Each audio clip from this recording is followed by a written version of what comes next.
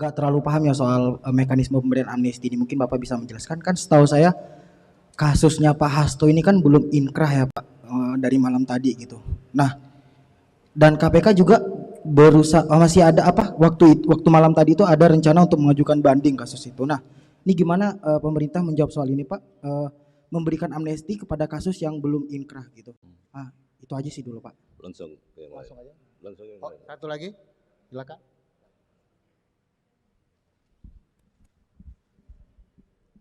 Perkenalkan, saya Dian dari Koran Tempo. Pak Supratman, banyak pakar hukum yang menyoroti pemberian amnesti dan abolisi ini karena ini disebutkan sebagai akan menjadi presiden buruk, dikhawatirkan presiden buruk bagi penanganan korupsi karena penyelesaian kasus ini berdasarkan kepentingan politik. Menurut Bapak sendiri, apakah ini menjadi strategi salah satu upaya pemerintah untuk tadi satunya rekonsiliasi, terutama saat dengan kubu 1 dan 3 saat Pilpres, dan bagaimana tanggapan Bapak soal apakah ini adalah upaya pemerintahan Prabowo untuk merangkul PDIP? Terima kasih. Saya tidak akan masuk ke substansi yang sifatnya politis ya, karena saya bicara dari sisi hukumnya, bahwa yang namanya gerasi, kemudian amnesti, abolisi, dan rehabilitasi itu adalah hak prerogatif atau hak istimewa dari seorang presiden, siapapun presidennya. Dan contoh pemberian amnesti itu hampir semua presiden pernah melakukan, ya, hampir, bahkan mungkin semua presiden pernah melakukan untuk kasus-kasus yang terkait dengan pemberian amnesti maupun abolisi. Bahwa ada kekhawatiran terkait dengan apa yang disampaikan tadi, tidak usah khawatir, bahwa Bapak Presiden tidak akan pernah gentar untuk tindak pidana korupsi. Pemberantasan itu tetap akan dilanjutkan oleh semua aparat penegak hukum.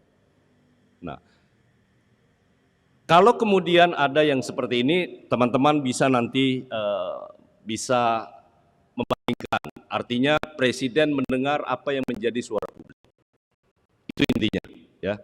Nah, karena itu tidak usah ragukan, Presiden dan kami jajarannya semua akan tetap memastikan bahwa gerakan untuk pemberantasan korupsi itu tidak akan terpengaruh dengan pemberian amnesti dan abolisi hari ini.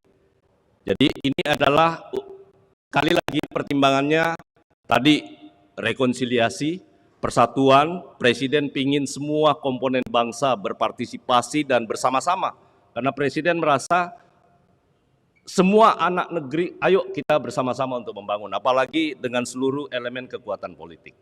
Ya.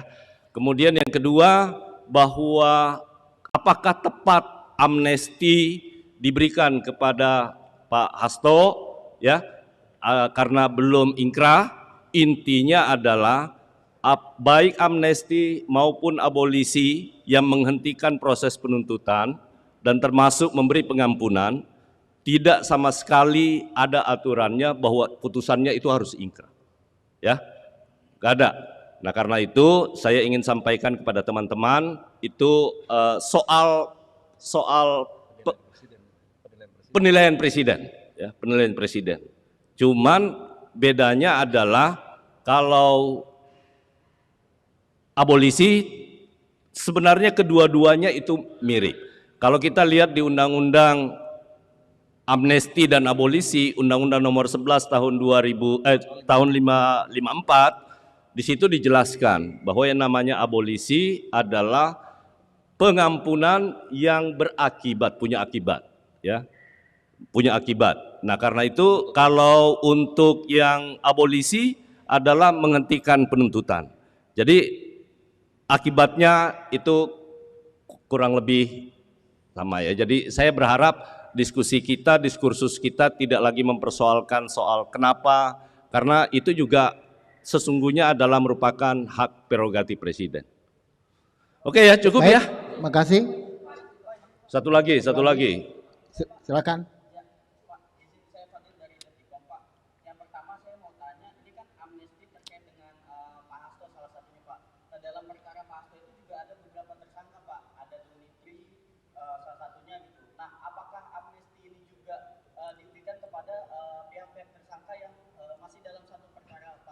amnesti jelas menyebut nama orang.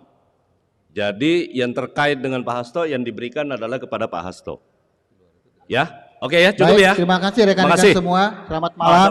Satu lagi dari Kompas. Iya, silakan. Ulangi, Mbak Dian. Iya, saya Dian dari Harian Kompas, Pak. Untuk 1.700 yang mendapatkan 1.178 itu yang terkait kasus korupsi berarti hanya 2 itu ya, Pak, Hasto dan Tom Lembong ya, Pak. Ya. Ini kan untuk kasus korupsi sendiri kan memang biasanya itu melibatkan orang-orang yang punya pengaruh dan kuasa begitu, Pak. Nanti kalau yang lainnya juga ikut-ikutan untuk ini bagaimana, Pak? Kriterianya apa, Pak, supaya jelas? Saya sudah sampaikan tadi, kan sudah jelas pertimbangan konstitusional kita, ya.